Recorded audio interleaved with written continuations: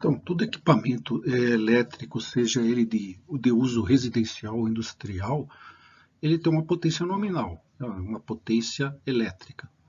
Então, a forma mais comum de transmissão de energia elétrica é através da energia em corrente alternada, 50 ou 60 Hz, no caso do Brasil, 60 Hz.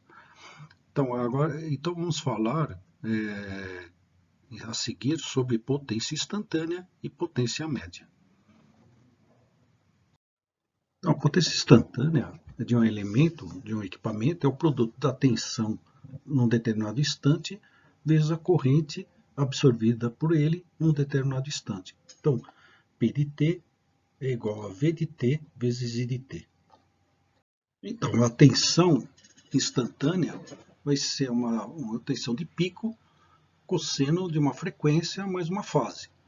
E a corrente consumida vai ser uma corrente de pico cosseno de uma frequência mais uma fase de corrente. Okay? Então, a potência instantânea vai ser o produto da tensão vezes a corrente, que é dado por essa relação.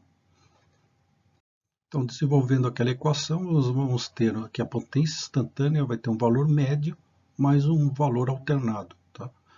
É um valor médio que vai depender da diferença de fase entre a tensão e a corrente, mais um valor alternado duas vezes a frequência do sinal aplicado. Se colocarmos a potência no tempo, então o gráfico da potência no tempo, vamos ter essa forma de onda. Então vamos ter aqui uma potência média e mais uma potência alternada, cuja frequência é o dobro da frequência aplicada.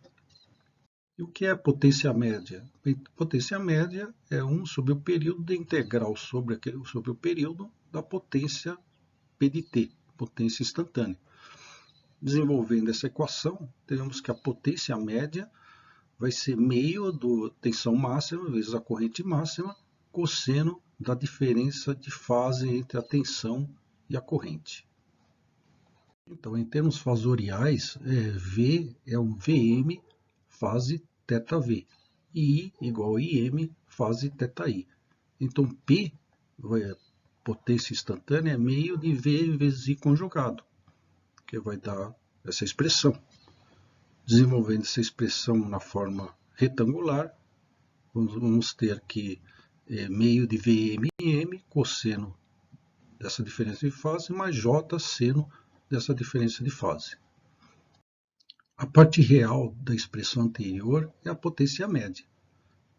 Então, potência média é meio do V máximo vezes I máximo cosseno da diferença de fase entre a tensão e a corrente. Para circuitos puramente resistivos, ΔV é igual a ΔI.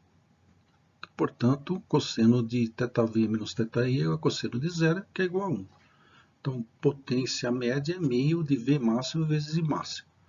Agora, para circuitos puramente reativos, como capacitivos ou indutivos, a corrente estará defasada de 90 graus em relação à tensão. Então, o cosseno de 90 é igual a zero.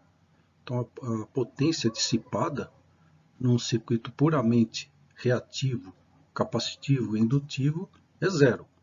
Então, demonstrando que um circuito puramente reativo não absorve nenhuma potência média.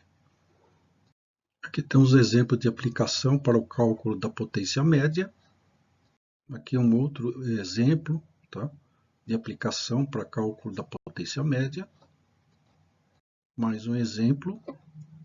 Vamos ver agora o conceito de valor eficaz. O valor eficaz de uma corrente periódica é a corrente contínua que libera a mesma potência média para um resistor que a corrente periódica. Tá? Então ele tem o mesmo efeito se trocarmos essa tensão alternada por uma tensão contínua com o mesmo valor eficaz. Tá? O valor eficaz de um sinal periódico é a raiz do valor médio quadrático, RMS. Então, o valor eficaz da corrente é I máximo sobre raiz de 2, e o valor RMS da tensão é V máximo sobre raiz de 2 para sinais alternados. Tá? Então, a potência média vai ser VRMS vezes IRMS, cosseno da diferença de fase entre a tensão e a corrente. A indústria do setor de energia elétrica especifica as magnitudes em termos de seus valores RMS e não em termos de seus valores de pico.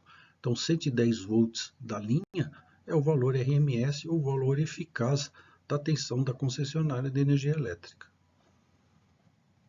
Então, foi definido que a potência média no circuito de corrente alternada é meio de V máximo vezes I máximo cosseno da diferença de fase entre a tensão e a corrente. Tá? Ou tensão RMS vezes corrente RMS cosseno da diferença de fase. Esse fator VRMS vezes IRMS, tensão RMS vezes corrente RMS, é a potência aparente. Tá? E o cosseno dessa diferença de fase chama-se fator de potência.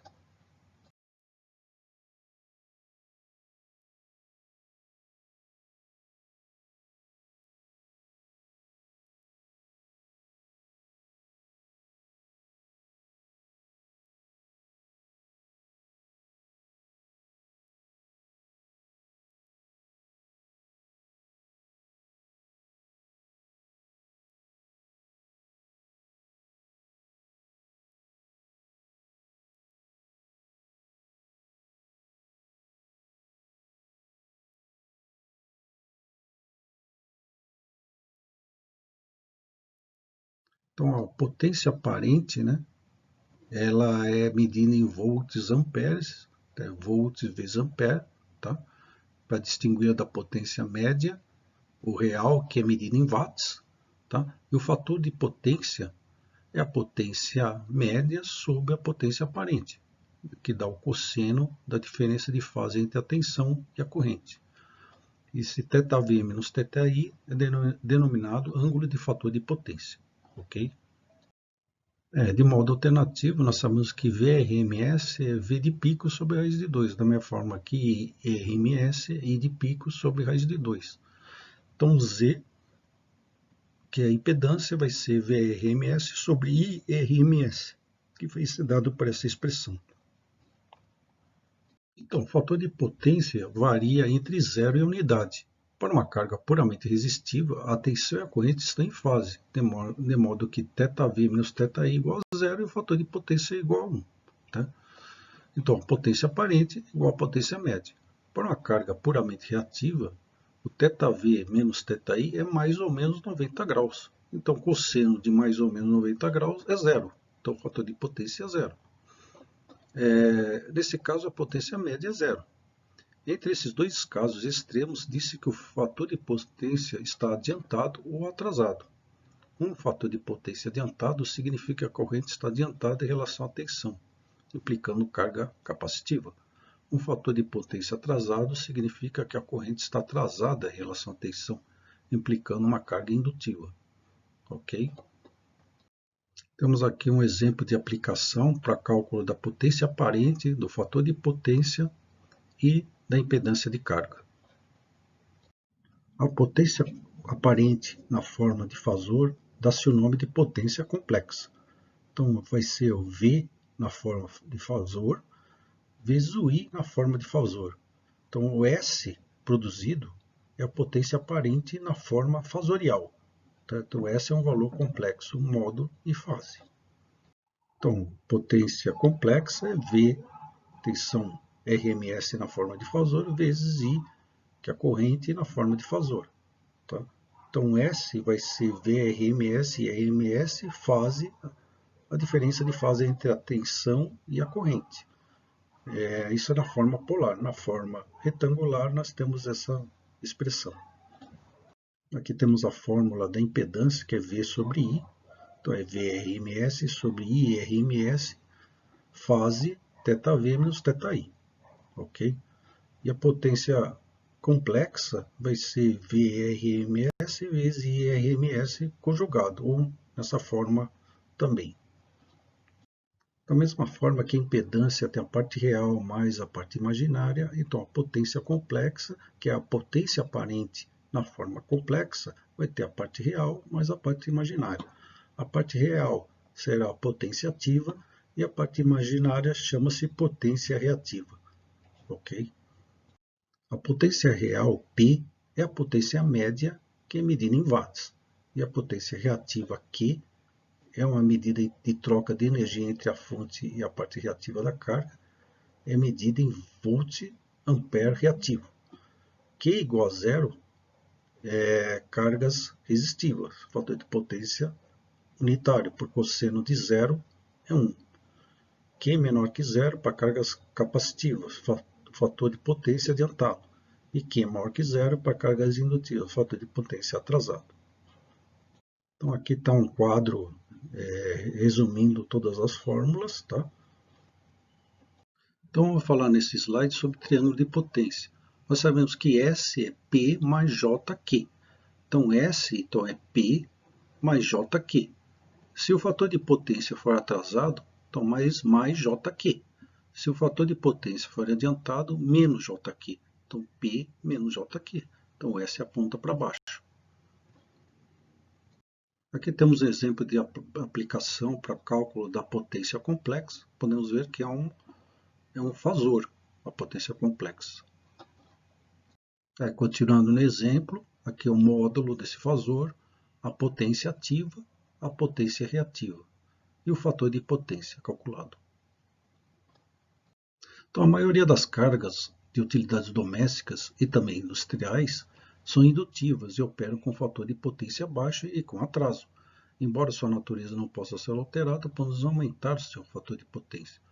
O processo de aumentar o fator de potência sem alterar a tensão ocorrente para a carga original é conhecido como correção do fator de potência. Então, nesse slide temos um exemplo de uma carga indutiva. Então, com essa carga indutiva, nós vamos ter esse ângulo entre a corrente e a tensão. Se acrescentarmos um capacitor em paralelo com a carga indutiva, esse ângulo entre a corrente e a tensão vai diminuir. Então, vamos aumentar, o ângulo diminui, mas o cosseno de um ângulo menor vai aumentar o fator de potência. Ok?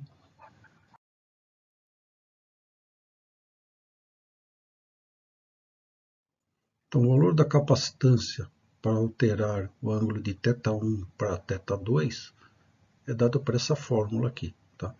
Potência ativa, tangente θ1 menos tangente θ2, dividido por ômega, a frequência angular, e a tensão RMS ao quadrado.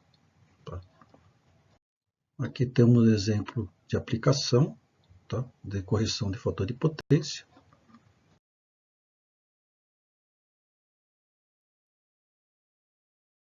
Então, para medirmos a potência média, usamos o watímetro.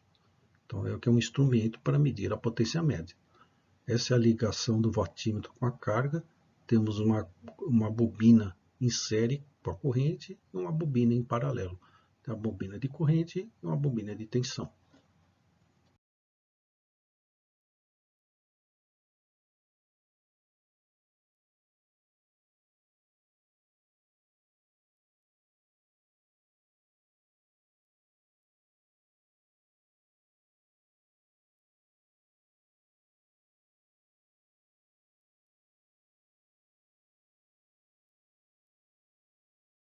Temos aqui um exemplo de aplicação do watímetro.